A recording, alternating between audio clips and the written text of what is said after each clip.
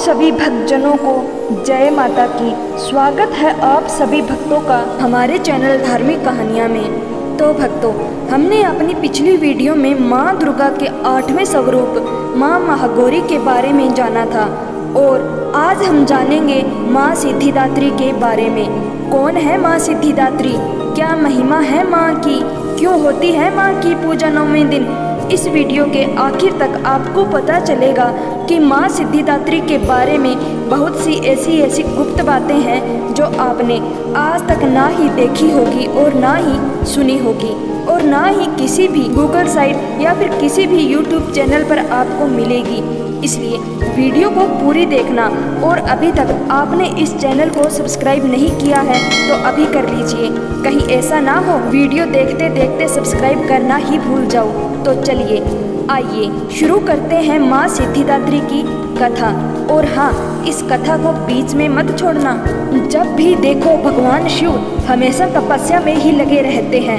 एक बार की बात है, जब भगवान शिव तपस्या में लीन थे तो उन्होंने अपने तीसरे नेत्र से एक तेज उत्पन्न किया जिससे एक सौम्यमयी देवी प्रकट हुई। उस देवी ने भगवान शिव को प्रणाम किया और अपनी उत्पत्ति का कारण पूछा तो भगवान शिव ने देवी से एक सिद्धि की कामना की जिसके फलस्वरूप वह आधे नर तो आधे नारी बन सके। क्योंकि भगवान शिव तो त्रिनेत्रधारी है, उनसे भला कोई बात कैसे छुप सकती है। भगवान शिव जानते थे कि थोड़े ही समय बाद उनको इस स्वरूप की आवश्यकता पड़ेगी और हुआ भी ये ही। थोड़े ही समय बाद भगवान शिव को ये स्वरूप धारण करना पड़ा जिनको हम सब अर्धनारीश्वर भगवान के नाम से जानते हैं। उसके बाद भगवान शिव माँ सिद्धिदात्री से कहने लगे कि माँ दुर्गा की सारी शक्तियों की उत्पत्ति किसी न किसी असुर का विनाश करने के लिए हुई है, लेकिन हे देवी, आप में वो सामर्थ्य होगा जो अपने भक्तों की ऐसी मनोकामनाएं पूरी करोगी और उनकी हर परेशानियों और दुखों का विनाश करोगी। और इतना ही नहीं, आपको प्राप्त करने वाले आपके भक्तों को मोक्ष की प्राप्ति होगी।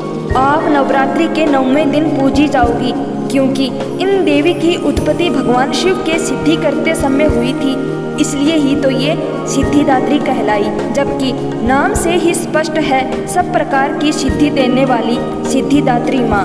माँ सिद्धिदात्री तो इतनी दयालु है कि अपने भक्तों को किसी भी परेशानी में नहीं देख सकती और इनको स्मरण करने मात्र से ही माँ अपने भक्तों के पास दौड़ के भागी चली आती है। और माँ तो अपने बच्चों की थोड़ी सी भक्ति से ही खुश हो जाती है। इनको सच्चे मन से सिर्फ नवरात्रि के एक दिन भी सच्ची साधना करके मनाया जा सकता है। इसके बावजूद अगर आप कर्ज से परेशान हैं, पैसे को लेकर बार बार लोग आपको परेशान कर रहे हैं, आपकी कोई जमीन या फिर किसी भी प्रकार का सामान गिरवी पड़ा है, हाथ में पैसा नहीं आ रहा है या फिर पैसा आ रहा है लेकिन आपको पता नहीं चल रहा है कि जा कहाँ रहा है, मतलब कि पैसा हाथ में नहीं टिक रहा है, या फिर लोग आपके लिए गए उधार पैसे वापस देने का नाम ही नहीं ले रहे हैं। आप इन सब चीज़ों को लेकर बहुत परेशान हैं, आपको कोई रास्ता नहीं दिख रहा है और आपको इन सब कर्ज से छुटकारा नहीं मिल रहा है, तो आपको परेशान होने की कोई ज़रूरत नहीं है क्योंकि आपकी इस समस्या का समाधान करने के लिए माता रानी अपने 9वें स्वरूप सिद्धिदात्री में प्रकट हुई है। माँ सिद्धिदात्री 4 भुजाओं वाली है, इनका वाहन सिंह है, ये कमल पुष्प पर विराजमान रहती है। इनकी दाहिनी तरफ के नीचे वाले हाथ में कमल पुष्प है। सिद्धिदात्री माँ की उपासना पूर्ण कर लेने के बाद भक्तों और साधकों की लौकिक परलौकिक सभी प्रकार की कामनाओं की पूर्ति हो जाती है। इनकी आराधना से जातक को अणिमा लखीमा प्राप्ति, प्राकम्य महिमा, इशितो सर्व कामावसायिता, दूर श्रवण, प्राक्रमा प्रवेश, वाक सिद्धि, अमरतव, भावना सिद्धि आदि समस्त सिद्धियों नवनिधियों की प्राप्ति होती है। हिंदू धर्म में 9 दिनों तक चलने वाला नवरात्रि का पर्व 9वें के दिन समाप्त हो जाता है। नवरात्रि के 9 दिनों में 9 देवियों की पूजा की जाती है। इसी प्रकार नवरात्रि के अंतिम दिन देवी दुर्गा के 9वें स्वरूप माता सिद्धिदात्री की पूजा की जाती है। 9 दिन तक धारण किए गए व्रत का उद्यापन भी 9वें दिन किया जाता है। माता सिद्धिदात्री की पूजन कथा, आरती, भोग इत्यादि करके कन्याओं को अपने घर बुलाकर भोजन करवाया जाता है। माना जाता है कि नवरात्रि के अंतिम दिन कन्याओं को भोजन कराने से माता रानी समय कन्या के रूप में घर में पधारती है तथा भक्तों का घर सुख समृद्धि से भर जाता है। तो आज की हमारी इस पावन कथा का समापन हुआ। जय मां सिद्धिदात्री।